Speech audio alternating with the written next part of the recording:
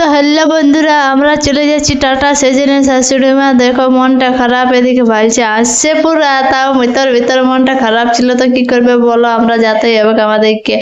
তো এই দেখো আমার ব্যাগটা শাশুড়ি মায়ের লড়কা নিলে বলছে চলো বের করে আন দিবার। আমাকে তো হাসি লাগতেছিল বুঝলে, উল্টা দিকে টাঙিয়ে নিয়েছে। আর শাশুড়ি মায়ের ছাগল ছেলে পুরো আটে খাইয়ে দিয়েছে, সেজন্য বকতে ছিল। তারপরে দেখো বার করে আন দিলে আমাদেরকে, আর আমরা বলছি ঠিক আছে। তো আমরা যাচ্ছি, তো মনটা অনেকই খারাপ ছিল। ঘর থেকে গেলে একটু অসুবিধা লাগে, তোমরাই বলো। তো আর দেখো টাটা করে দিয়েছি, আর শাশুড়ি মায়ের ছাগল ছিল আমাদের সাথে আসতেছিল। তারপরে কলটা নিল, তো চলো যাওয়া যাক। আর আজকে বটে শুক্রবার, সেই জন্য পুরো রাস্তায় ভিড় আছে। তো চলো তোমাদেরকে দেখা দেবো আমাদের হাটটা কোথায়, হাটতলায়। আর দেখো পুরা ভিড় আছে।